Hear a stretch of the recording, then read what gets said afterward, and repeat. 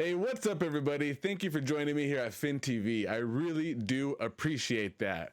I got a good 9-10 stories for you today. I got a big story here about Subnautica and them being delayed, Subnautica 2 being delayed into 2026 on this beautiful day of July 10th.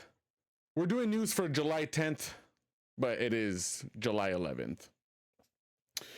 Now, don't forget, you guys, don't forget that if you have Amazon Prime, you have Twitch Prime.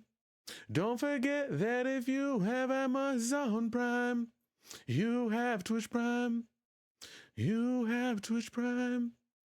You have Twitch Prime. If you have Twitch Prime, you have, if you have Amazon Prime, you have Twitch Prime. If you have Twitch Prime, give me your sub, please. I need it. I'm a one-man business doing all this. So give me that Twitch Prime sub.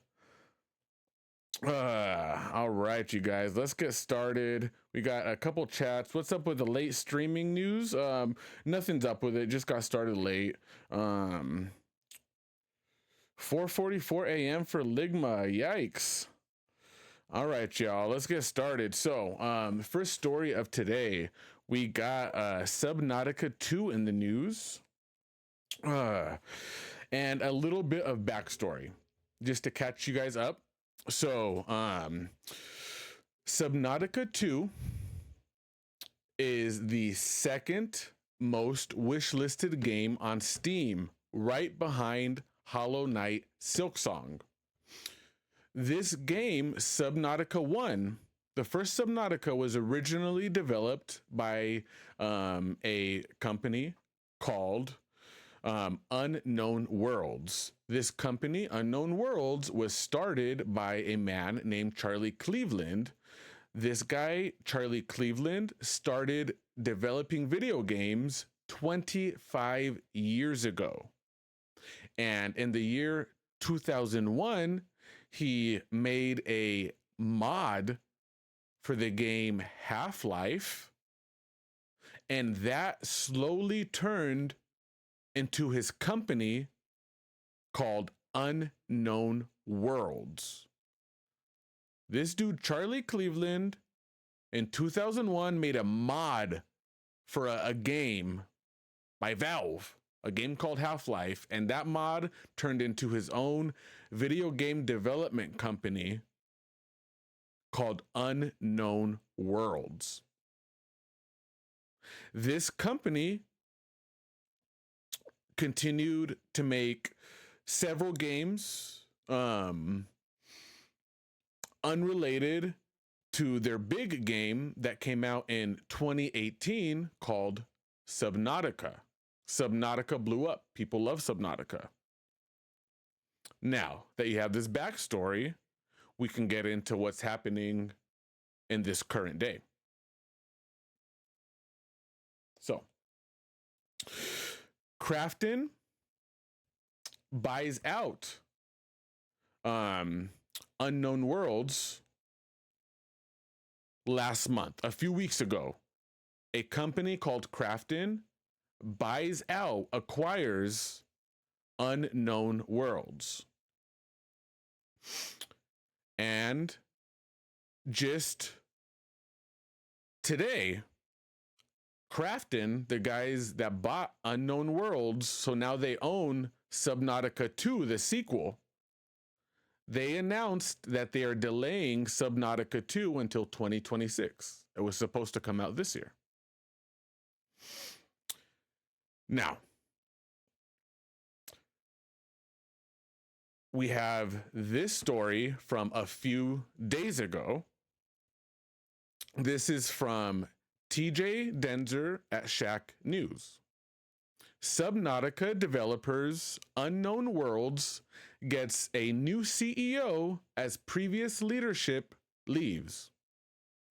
There's a bit of chaos over at Unknown Worlds, the devs of Subnautica, this week, as the developer has seen 3 key leaders abruptly exit the company. CEO Ted Gill co-founder and creative director Charlie Cleveland, and co-founder and technical director Max McGuire have exited the company this week. No reason was given for the exit of the three, but Krafton wished them well, and Subnautica 2 remains in development. Did you guys catch that? So Krafton buys Unknown Worlds and Subnautica a few weeks ago, and then just a few days ago, they fire the original owners, the original CEOs of Unknown Worlds, the original creators of Subnautica 1. They fire them. They acquire their company and then kick them out of their own company. A few days ago, they've been kicked out of their own company. This the company that this guy has owned since 2001. And a hit game that came out in 2018, he no longer owns. Now, today, this is after they've been let go.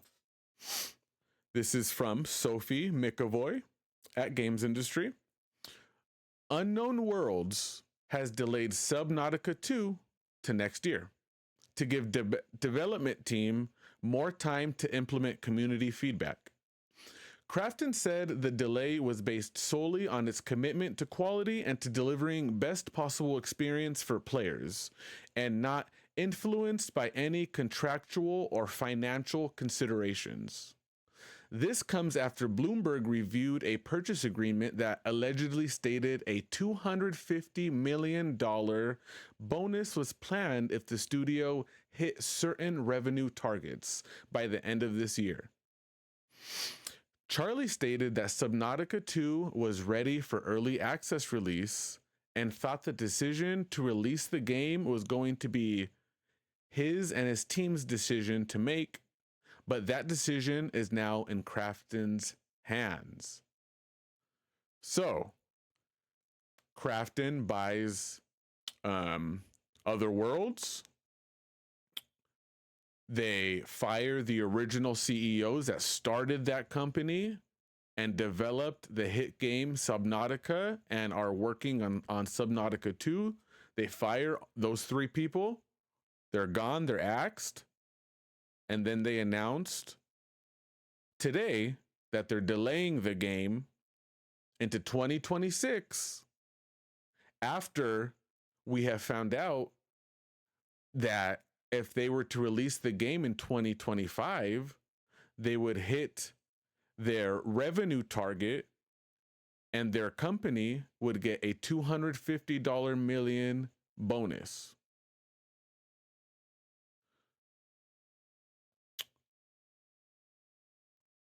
So now they fired those people that had the key. They had the golden key to release their game, make a bunch of money, hit their revenue targets, and get all their employees $250 million of bonuses for their employees. You guys keeping up? And now, this is a few hours ago. Krafton, this is from Andy Chalk at PC Gamer. Krafton accuses former Subnautica 2 bosses of abandoning the game in a surprising new statement. We feel a profound sense of betrayal by their failure to honor the trust placed in them. However, regrettably, the former leadership abandoned the responsibilities entrusted to them. Krafton wrote, Subnautica 2 was originally planned for an early access launch in early 2024, but the timeline has since been significantly delayed. Krafton made multiple requests to Charlie and Max to resume their roles as game director and technical director, respectively, but both declined to do so.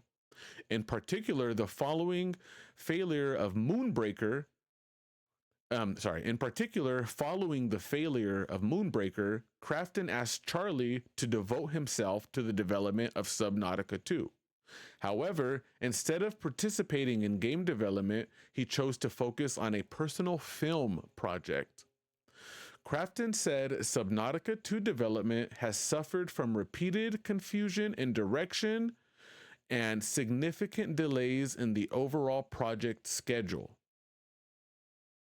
which it pinned on an absence of core leadership at Unknown Worlds. It also says the current version of the game falls short of content volume, which is what forced the recent confirmed delay into 2026. Quote, "We are deeply disappointed by the former leadership's conduct," Crafton wrote, "and above all, we feel a profound sense of betrayal by their failure to honor the trust placed in them by our fans." Okay. So that just came out a couple hours ago. Crafton is snapping back. Crafton, the company that bought Unknown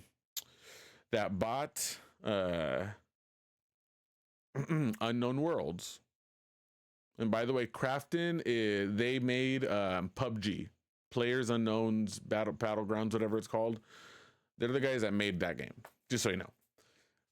So now they're snapping back after they've gotten some major they've gotten some flack from the community about letting go the original creators of the game and owners of the company. They're snapping back, saying that we had to let them go. They weren't being leaders and developing Subnautica 2. This guy is making his own personal film project. He keeps delaying this game. So this game was originally supposed to be out in 2024, and they're saying this guy, he's delaying it. It was supposed to be out in 2025, but after we see it, Crafton, we don't think it's even ready. Oh, damn it.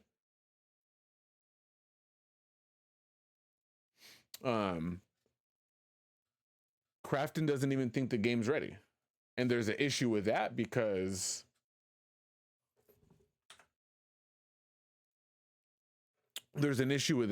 when they first acquired, I keep forgetting the damn name of the studio. When they first acquired Unknown Worlds, they said that they were going to let them keep their independent development. They were going to let them work independently. So why is Crafton putting their hands in and saying that game's not ready? We're not going to let you guys release it. So there's some sort of something going on there, you know. But yeah, so they're snapping back. They're saying we had to let go of them because they are not being leaders and taking care of Subnautica 2. And then this just in an hour or two ago, these guys, Charlie Cleveland, they've made a statement that they're officially going to sue Crafton. They're suing. A lawsuit is happening now. It's just all craziness. That's the latest on it. Now we're all caught up. It's craziness. At first, the sentiment was that they were on Charlie's side. You know, how can they let go of this dude that had his company since 2001? He made this game in 2018. He's making the second one, and now they're letting go of this guy, his own game, his own company. And so the community actually, they started a boycott. They're boycotting Subnautica 2 now. And there's all this fuss about it. And so Crafton, they're snapping back and they're saying it's their fault. It's Charlie's fault. They weren't doing what they were supposed to do. So who do you believe? We don't know. The waters are very muddy right now, and we just don't know what to believe. What Crafton said was very harsh. That's really harsh to just put someone on blast publicly and say these guys weren't being leaders. We let them go because of what they were doing. That's crazy to say. That's crazy to hear a company say. Um, uh, it all sounds like a huge mess, and I'm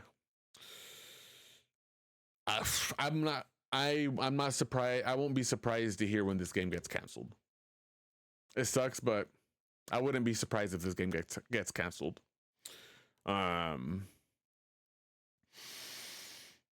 You know, the say to release the game should be with the original devs. It absolutely should be with the original devs, but unfortunately in this industry that's not how it works. You know, they got acquired by another company. They have a big brother now. They kind of have a say. They literally own them. So it's like, it's crazy. It's all craziness. You know, it's kind of business versus consumers. Business, you know, they want to have control over their game, delay, let's fire these guys because we don't really want to pay out a bonus, but we're gonna say it's because the game isn't ready. And then the consumers are saying, fuck all that, you shouldn't be letting go of people that have been working on since 2001 at this company, working on these games since 2018. But it's like, man, there's two sides of it. There's two valid sides. And the truth is, 95% of gamers aren't going to know about this. If this game actually comes out, you know, no one's going to know about this story. No one's going to know about it. But, you know, and that's unfortunate. You know, this story will be forgotten in a few weeks, but it is a big deal. It's crazy. It's a really crazy story. Hopefully we get an update in the future. It's just a crazy story that stinks up the excitement for Subnautica 2, the second most wishlisted game on Steam right now. And it's all being muddied up by this craziness. Because I believe that Krafton does not want to give a $250 million bonus to this company, so they axed the original creators. I think that's all. It's simply this big company does not want to pay a bonus to those employees, and they're figuring out a way to get away with it. That's that. You guys still with me? Let's check the chat. $250 million payout is crazy, Ligma says. It is crazy. Scott is asking for GTA news. No GTA news today.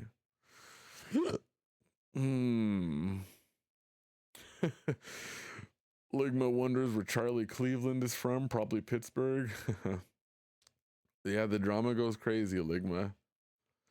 Ligma, oh nice, bro. Need to sleep. You're seeing Superman tomorrow. Hell yeah, bro. I'm really excited to see Superman. I cannot wait. I am absolutely stoked to watch that movie. And we actually have a very small Superman story a little later on. All right, you guys, let's move on to story number 2. I'm sorry if that first one was a bore. I had to talk about it though. I had to do it. Moving on to story number 2, you guys. We got SAG-AFTRA in the news. This comes from Sophie McAvoy over at gamesindustry.biz. SAG-AFTRA members vote in favor of agreement. Strike officially ends.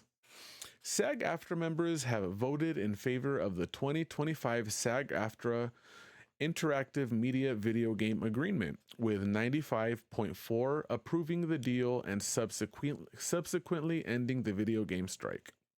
The new agreement will see pay rises at a rate of 15.17% as it goes into effect, with an additional 3% increase over the next 3 years starting in November 2025.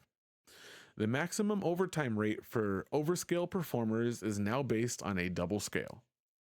Health and retirement contributions to the AFTRA retirement fund will be raised from 16.5% to 17%, followed by another increase to 17.5% in October 2026.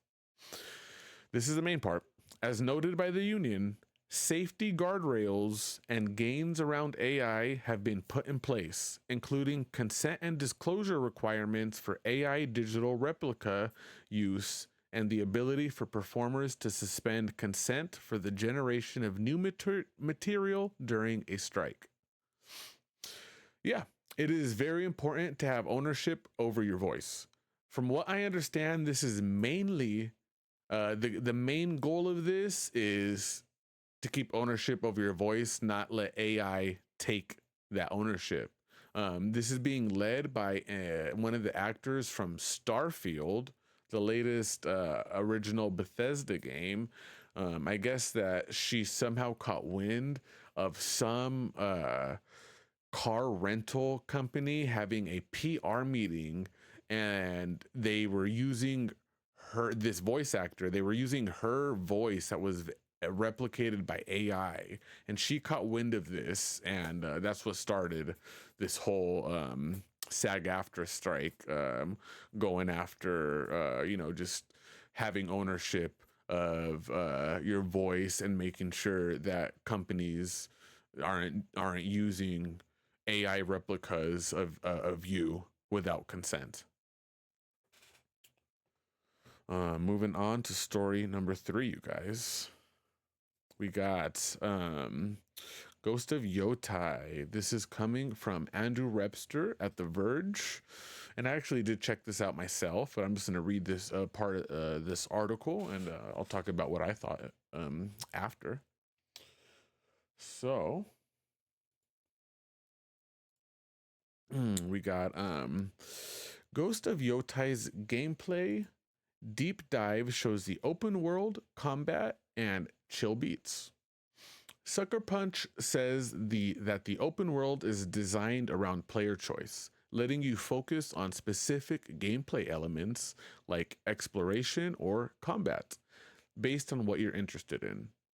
Ghost of Yotai isn't going to rush you through anything, the developers explain. Like its predecessor, the world also looks beautiful with a lush landscape to explore. It's set in Itzo, what's now known as Hokkaido, in 1603. As for combat, the team says the goal is to create the feel of a classic samurai movie. Oh, and this time you get to partner up with a wolf. Yotai will feature what looks like an expanded photo mode, and will once again include Kurosawa mode, which renders the game in black and white like a classic Akira Kurosawa movie. But Sucker Punch also partnered with other notable directors. There's now a Miike mode, inspired by Takashi Miike for more visceral, close-up, and bloody action, along with a Lofei Watanabe mode with chill beats inspired by Shinichiro Watanabe, the creator of Samurai Champloo. This looks amazing. A couple highlights is just like how beautiful it was, and in particular there is this one scene over here. I made a note of this one particular moment in this state of play here that just looks so incredible to me. So look at it. It looks just so cinematic. It just looks incredible. Absolutely incredible. So check this out. Check this out. Put some audio, if possible. Is it possible? Just look at this. Incredible. 狼の姫、一人残らず息の根止めたと思った。また会えたな、刀鍛冶の娘。覚えておけ。圧だ。To take the feeling of stepping into a classic samurai cinema experience one step further, we are honored. I don't know, that just looks so amazing. It makes me emotional. I'm like, God damn it, man! Like, fuck. It looks incredible. His classic black and white films. So yeah, I'm so excited for this game. think it's going to be even better than the first one. And they announced that they're working with Shinichiro Watanabe, the creator of Samurai Champloo, to add a lo-fi music mode. That is so fucking cool. That is that's just cool that they're adding a lo-fi mode to this game with the creator of Samurai Champloo. That's legendary. To celebrate two other Super influential directors really who have had cool an impact on the genre as a whole. Moving on, you guys. We have story number 4. And this is coming from Patricia Hernandez over at Polygon. We got Nintendo admits Donkey Kong Bonanza wasn't originally a Switch 2 game. In an interview with IGN, producer need some water.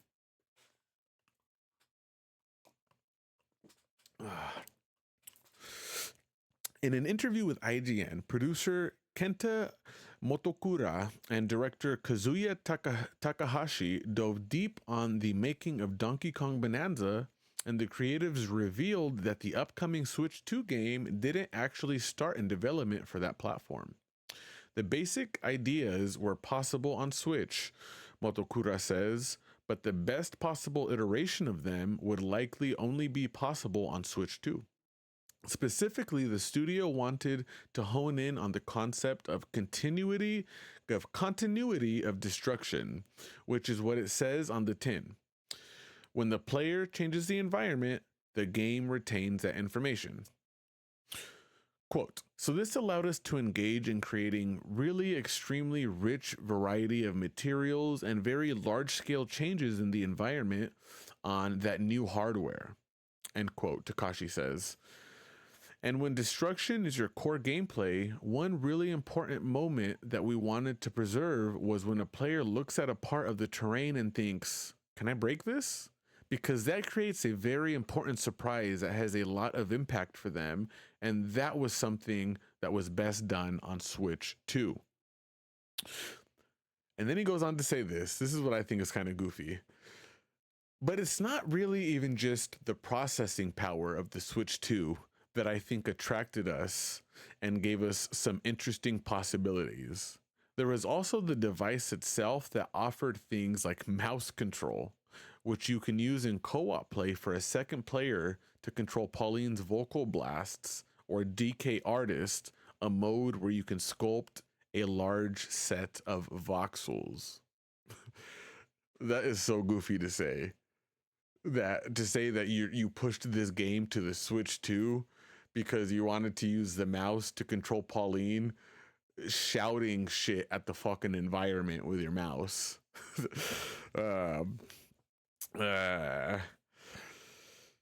It's just like the most wild, like funny lie I've ever heard a game developer say. It's like, why are you saying that? It's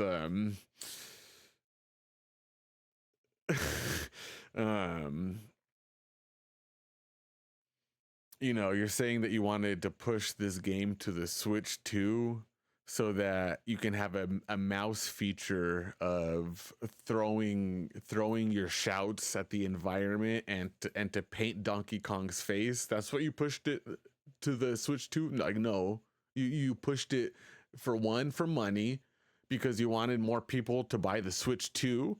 So you made it exclusive to the Switch 2 so that people would buy the Switch 2 for Donkey Kong. And to take advantage of the power, not to use the mouse mode to point at the fucking environment and shout at it and to paint Donkey Kong's face, all right? Don't give me that shit. You did it to sell more consoles, not to paint Donkey Kong's face. Crazy. Moving on. We got another Nintendo story, just a quick little Nintendo story. We got, this is from Austin, Manchester over at Polygon. Nintendo will stop selling Switch game vouchers in 2026.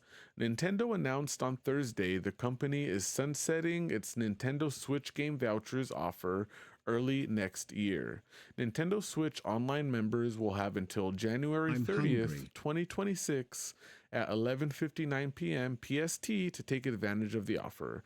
Vouchers are redeemable for up to a year after purchase. So basically, if you don't know, these vouchers were a way for you to get 2 digital games at the price of $60 each. So usually they're 120, and now you're getting them for $100. You're saving 20 bucks. You get a pack of these vouchers. You get 2 games for $100 instead of 120. And Nintendo, for whatever reason, is canceling that program. And if you have any leftover vouchers, you have a year to use them. Just letting you guys know. All right, moving on, you guys. We have Affirm. We have loans in the news. So this is coming from Joseph Allen over at techraptor.net. You'll soon be able to buy DLC You'll soon be able to buy DLC in installments because of course. In another sign that the industry is doing very well and everything is going completely fine, it'll soon be possible to pay for certain in-game DLC purchases in installments rather than in one lump sum. As spotted by GameSpot, buy now, pay later company Affirm has teamed up with the commerce outfit Zola in order to allow players to pay off in-game purchases of $50 or more on payment plans. Essentially, you'll see Affirm as another payment option when you make a DLC purchase of this magnitude, $50 or more. You'll then be subject to a credit check for DLC. And if you pass that check, you'll be able to buy your DLC across several installments. That's crazy. But hey, if it helps you, that's great. Be careful with your money, guys. If you need installments on game DLC, I think you might have bigger problems than acquiring that DLC. Wild. What else we got, you guys? We got story number 7. Oh, is that all the big story? Yeah, that's all of our big stories. We have 3 small stories now. We're gonna blaze through them and finish this up, you guys. We got some chats here. Throwaway says that sounds a little predatory. Totally, it does. So a few more stories, you guys. Small news now. We got Superman. Story number 7, you guys. Superman hits 96% audience rating. That is the highest audience rated Superman to date on Rotten Tomatoes. Very cool. I'm super excited to watch it. No matter if Superman is woke or not, I think I'm going to enjoy this. We got story number 8, you guys. This is coming from Andy Chalk over at PC Gamer. The GameStop stapler that smashed a Switch 2 screen on launch day is being auctioned off for charity, and bidding has already broken $100,000. That's crazy. You will recall that there was a bit of a fuss a month or so ago when an undoubtedly harried GameStop employee stapled some customer receipts directly to Nintendo Switch boxes and through the boxes and into the Switch 2 units themselves. It was all quickly resolved without lawsuits or fistfights, and with the ugliness now behind it, GameStop is looking to make some proverbial lemonade by auctioning off the Switch 2 killer for charity. Being auctioned alongside the affected Switch, now refurbished.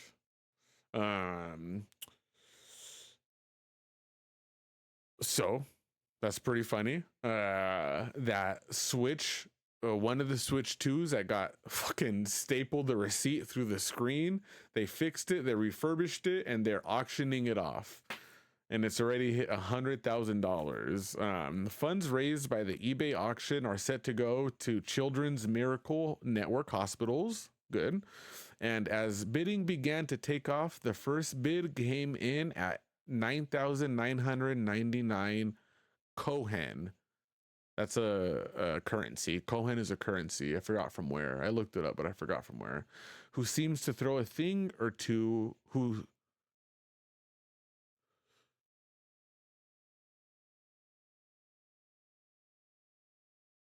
And then I kind of messed it up, but the CEO of GameStop like said that he's gonna include his underwear into the auction with this bundle of the broken or the refurbished Switch if it reaches past 6 figures. And guess what? The fruit of the loom, his underwear were added to it because it did. The auction went for more than $100,000. Cool. Good for GameStop. They made lemonade out of lemons. They auctioned off the refurbished Switch 2, the stapler, and underwear for $100,000 to Children's Miracle Network Hospital. Nice. Sucks if you had your Switch 2 stapled through, though. Last story, you guys. Last story. We have Fallout in the news. This is really just like a rumor kind of thing. So Jason Schreier states that he knows of multiple new Fallout games being worked on. And what I got to say about that is, of course they do. With the success of the Oblivion remake, of course they're going to remake Fallout New Vegas. Absolutely. They'd be, of course they are. And then it's been a while since Fallout 76, so of course they're making Fallout 5 or Fallout 6, whatever. Yeah, of course there's more Fallout being made. That brings us to the end, everybody. Thank you for bearing with me. I really do appreciate that. We got some chats here. Why is the screen faced outward? Oh, why is the screen faced outward of the Switch? I don't know. I don't know why the Switch is like faced up. So like if you happen to staple, that staple's going right through the screen. I don't know why they chose to do that. But anyway, let me end this recording. Thank you for joining me here at Fin TV, everybody. I really do appreciate that. Make sure to hit the like, subscribe, all that. If you have Amazon Prime, you have Twitch Prime, give me that sub. All right, you guys. Thank you for joining me. Bye.